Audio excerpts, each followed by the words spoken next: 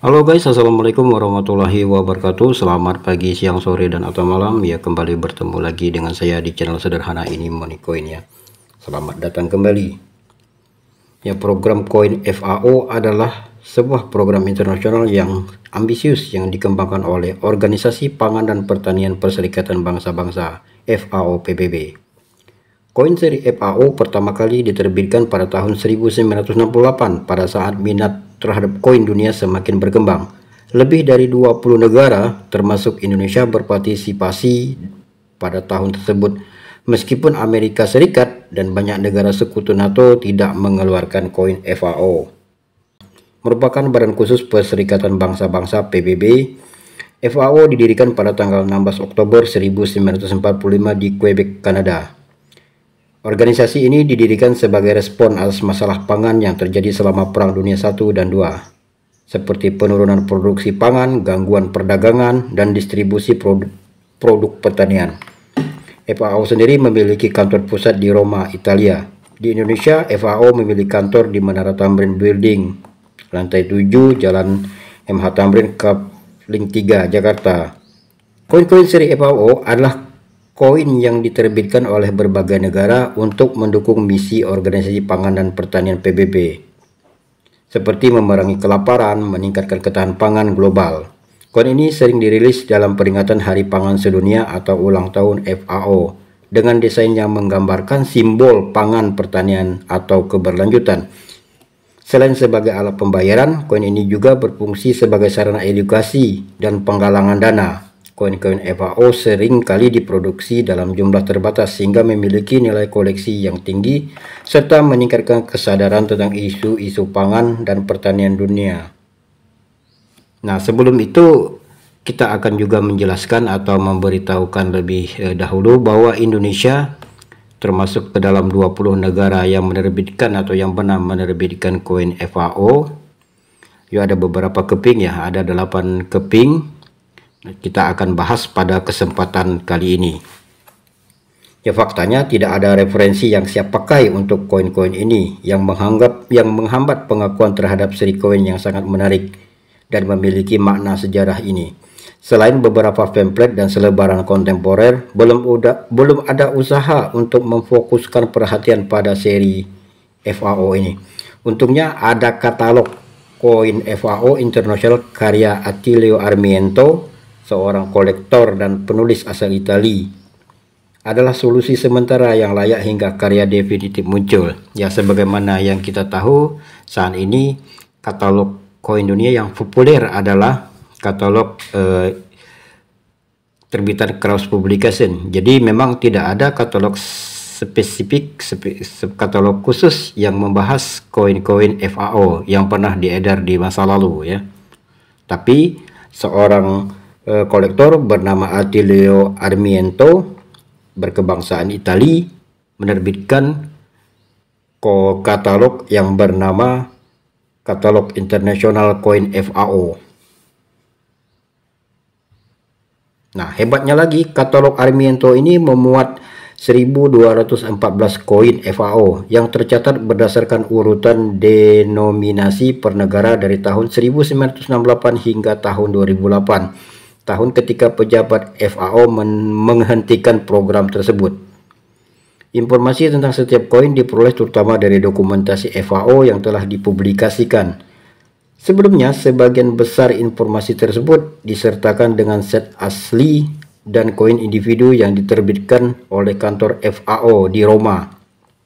Jadi katalog ini bisa dikatakan sangat lengkap dan mencakup masalah lanjutan dari seri-seri yang pertama kali dirilis dalam album FAO ataupun papan uang, boarding money ya.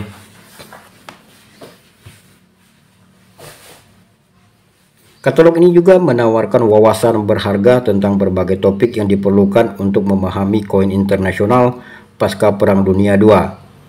Beralih ke Indonesia, Indonesia tercatat pernah menerbitkan uang rupiah logam atau koin sebanyak 8 tahun emisi cetakan, yaitu yang pertama Rp10 tahun 1971 yang merupakan circulating commemorative coin FAO yang berbahan koper nikel, dicetak sebanyak 200 286.360.000 keping. Dicabut dan dinyatakan tidak berlaku pada tanggal 16 November tahun 1996. Selanjutnya ada pecahan Rp5 tahun emisi 1994, sama dengan yang di atas, merupakan circulating commemorative coin FAO, merupakan koin program keluarga berencana berbahan aluminium. Dicetak sebanyak 447.910.000 keping. Dicabut dan dinyatakan tidak berlaku pada tanggal 26 Juni tahun 2002. Yang selanjutnya ada Rp10 tahun emisi 1974, juga circulating commemorative coin FAO, program tabungan nasional, memiliki bahan brush plate steel baja berlapis kuningan. Dicetak sebanyak 222.910.000 keping. Dicabut dan dinyatakan tidak berlaku pada tanggal 16 November tahun 1996. Selanjutnya ada Rp5 tahun emisi 1979 hingga 1996. Artinya koin Rp5 ini ada 3 tahun emisi yang merupakan sama juga di atas seperti circulating commemorative coin FAO, juga program keluarga berencana. Nah, tahun 1979 koin ini dicetak sebanyak 413.200.000 keping. Nah, tahun 1995 sisanya dicetak sebanyak 6.420.000 keping. Nah, untuk tahun 1996 kita belum mendapatkan informasi berapa banyak dia dicetak. Sepertinya digabung ya. Koin ini dicabut dan dinyatakan tidak berlaku pada tanggal 30 November tahun 2016. Nah, selanjutnya ada koin Rp10 tahun emisi 1979, merupakan circulating commemorative coin FAO.